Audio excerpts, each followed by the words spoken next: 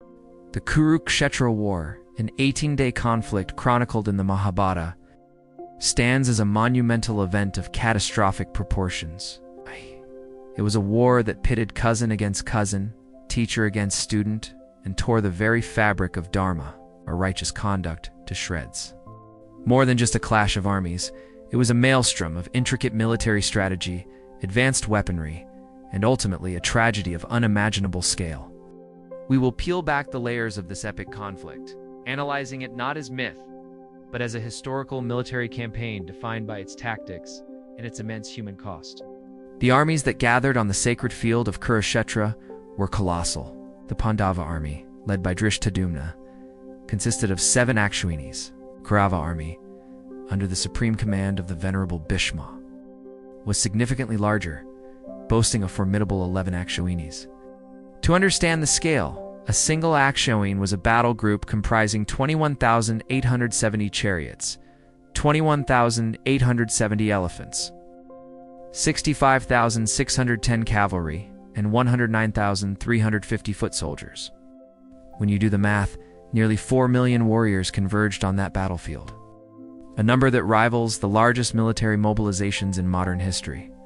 It was a gathering of the world's greatest warriors, all prepared to fight to the death. Before the first arrow was loosed, both sides agreed upon a strict code of conduct, a set of rules for righteous warfare, or Dharma Yuddha. These rules were meant to preserve honor, even in the midst of conflict. Combat was to be conducted only between equals. A chariot warrior would fight another chariot warrior, an elephant-mounted soldier would engage another, and so on. Fighting was forbidden at night, and hostilities were to cease at sunset.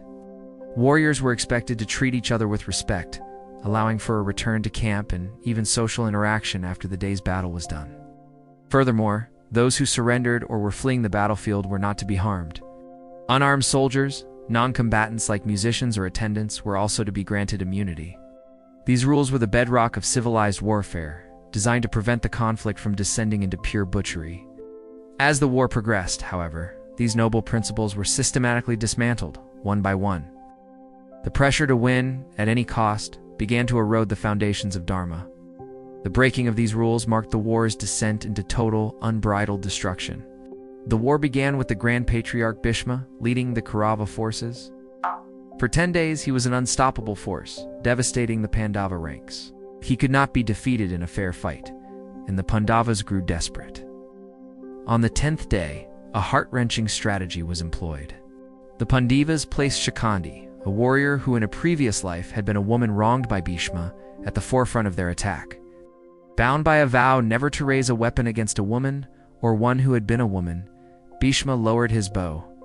Seizing this moment, Arjuna, positioned behind Shikhandi, unleashed a torrent of arrows, piercing the great warrior until he fell from his chariot, his body held above the ground by the shafts.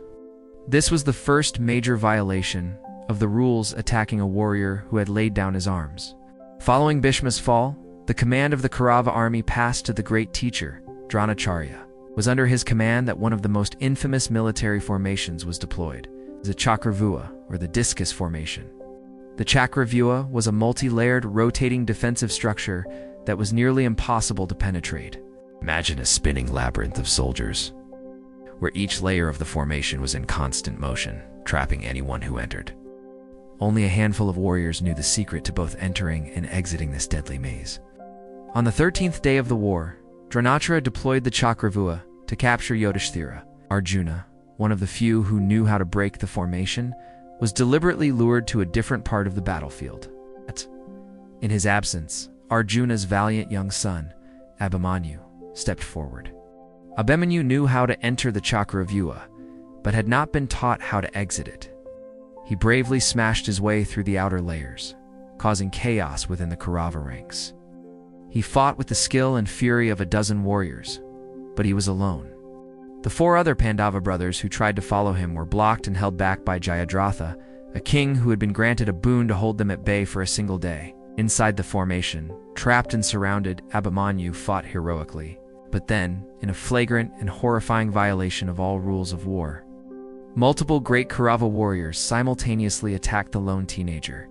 His chariot was broken, his weapons were destroyed, and he was left disarmed. Yet he continued to fight with a chariot wheel. In the end, he was struck down in one of the most tragic and dishonorable acts of the entire war, attacking a single warrior with multiple opponents. Killing one who was disarmed shattered the code of conduct beyond repair. The death of Abhimanyu filled Arjuna with a terrible rage, and he vowed to end Jayadratha by the next sunset. The subsequent events only deepened the cycle of vengeance and rule-breaking. To defeat Dronacharya, another deception was orchestrated. The Pandavas knew Drona's only weakness was his love for his son, Ashwathama. Bhima killed an elephant named Ashwathama, and Yudhishthira, known for never telling a lie, was convinced to inform Drona of Ashwathama's death, mumbling the part about it being an elephant. Grief-stricken, and believing his son had fallen, Dronacharya laid down his weapons and sat down to meditate on the battlefield. It was then that Drishtadumna, against the pleas of others, beheaded the unarmed and grieving master. This act was a point of no return. The war had devolved from a contest of skill and strategy into a grim series of vengeful acts, each more egregious than the last. Karna, another formidable warrior, was killed when his chariot wheel became stuck in the mud. While he was disarmed and attempting to free his chariot, violation of the rule against attacking a helpless opponent, Arjuna struck him down. The final duel between Bhima and Duryodhana was the culmination of this decay of dharma. Their mace fight was supposed to follow established rules, which forbade striking an opponent below the waist. However, guided by a subtle hint from Krishna, Bhima shattered Duryodhana's thighs, a move that was both illegal and dishonorable, but fulfilled a vow Bhima had made years earlier. By the end of the 18th day, the battlefield of Kurukshetra was a silent, desolate wasteland. Of the nearly 4 million warriors who had assembled, only a handful survived. The Pandavas won the war, but it was a hollow victory. The price was the annihilation of almost an entire generation of men. The ground was soaked with the blood of kings, princes, and common soldiers. The sheer scale of death was apocalyptic. The war wasn't just a physical conflict. It was a moral and spiritual catastrophe that left an indelible scar on the soul of a civilization.